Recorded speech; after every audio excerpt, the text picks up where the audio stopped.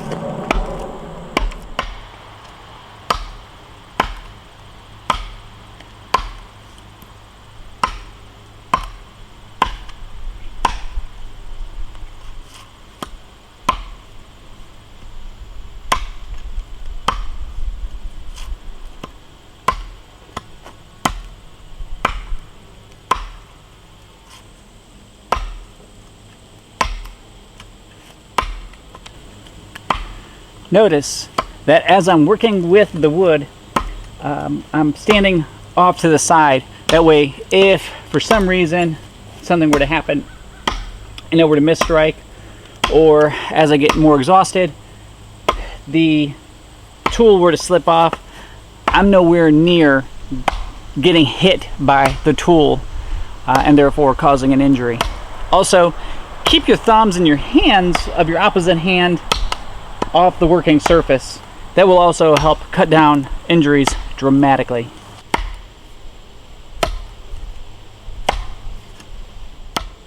Let me take a few quick seconds and explain that you don't have to have a specialized tool with a curved blade on it or anything like that in order to do what I'm doing. You can use something like a small carving hatchet. You could use something like my Husqvarna that I have here as well, which is a 19-inch, just an axe. Anything that's going to remove your wood for you is going to work. Where this is going to come in nice is when you get into the finishing work. When you get down and you want to kind of make the bowl a little bit smoother, this is going to have a little bit of advantage because it's already got the curve to it, so you'll be able to make that nice curve and kind of smooth things out a little bit better. Now, a couple other tools that I think a lot of people overlook when they're doing these things is a chisel. I don't currently have any gouges for making bowls, but you can use a chisel just the same as anything else. Or you can use a Scotch-eyed auger in conjunction with an auger bit and just stick a branch through there, and basically what you're going to do is just drill holes straight on into the wood, and then you're going to do the material reduction and removal of that.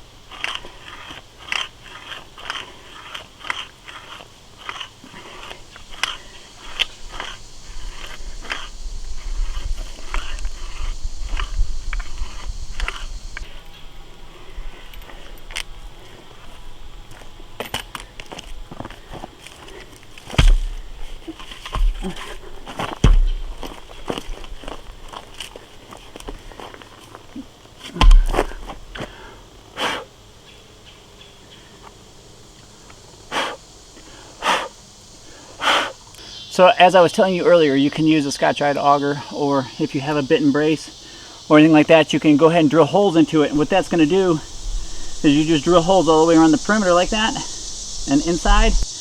And that makes the wood a lot easier to remove, because now you're dealing with just this little bit of a sidewall in between each one of those chambers. Just another way of hollowing out a log that I like to show you.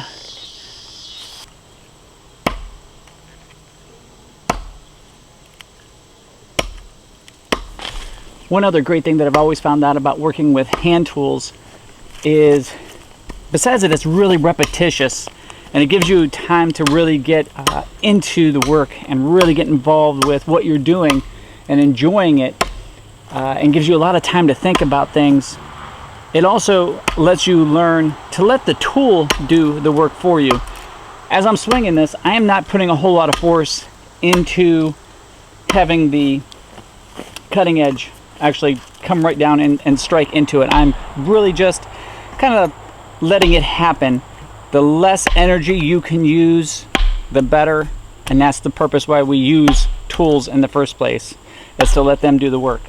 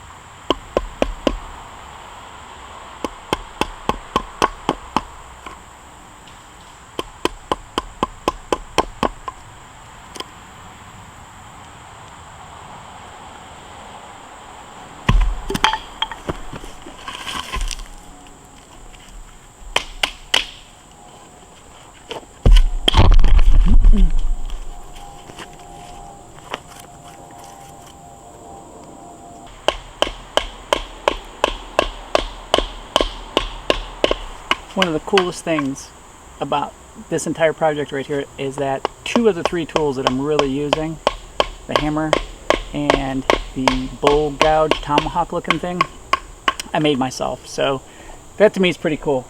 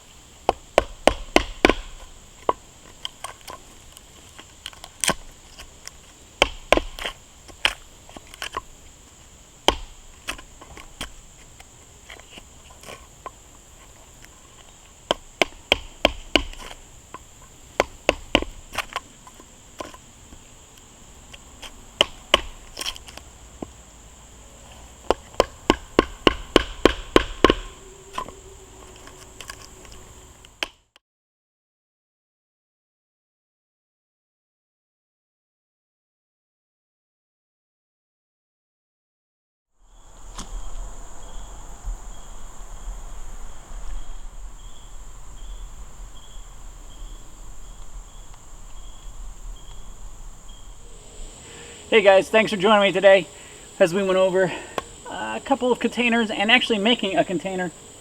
And I hope I shared a few different ways that you can make them. Obviously, you don't have to make it with a handmade tool that you made on a forge. You can make it with ordinary, everyday things as long as you've got a nice hunk of wood and you have a hammer and a chisel. You can go ahead and get on it and make a decent bowl. I'm going to go ahead and get out of here, but before I do me a favor. Find me out there on Instagram. That's bombproof_bushcraft, bombproof_bushcraft. You can also find me on Parler, which is actually spelled Parler, P-A-R-L-E-R. It's French, and I think it's French for speak. So I'm out there. I post my videos there. You're also going to be able to find me on Mewe, M-E-W-E. Because, as you guys know, I've been kicked off of Facebook. So, anyhow, guys, I'm going to go ahead and get on out of here. I hope that you enjoyed the video. If you do, like, share, subscribe. Let other folks know that I'm out here having a good time with y'all. And find me on YouTube Friday nights. I'm going to start doing live videos. 8 o'clock. So, until next time, guys, get out of the inside and into the outside. Take care.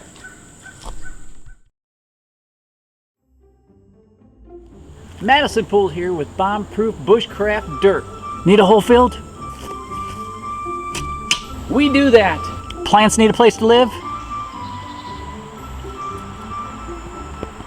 We can help. Just lose your best friend?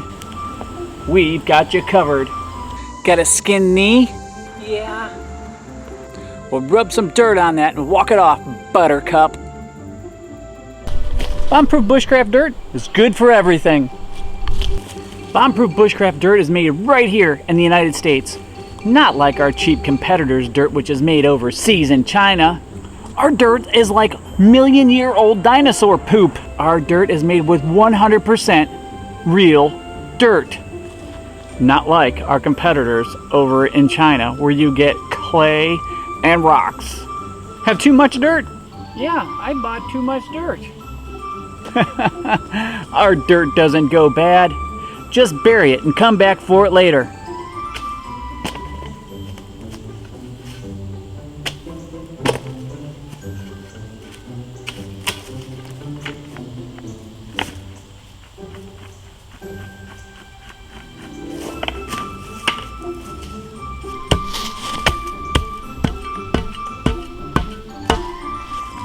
Safe and sound. I'll get that later. Our dirt is durable. It can be passed down for generations. Your great-great-great-grandkids will be able to use it. Because our dirt is scientifically engineered by Mother Nature herself, it is not affected by heat or cold. It's 100% dirt. Remember, Bombproof Bushcraft, it's the best dirt there is. Come on down to Bombproof Bushcraft. Come on down to Bombproof Bushcraft. Come on down to Bombproof Bushcraft. And get yourself some dirt.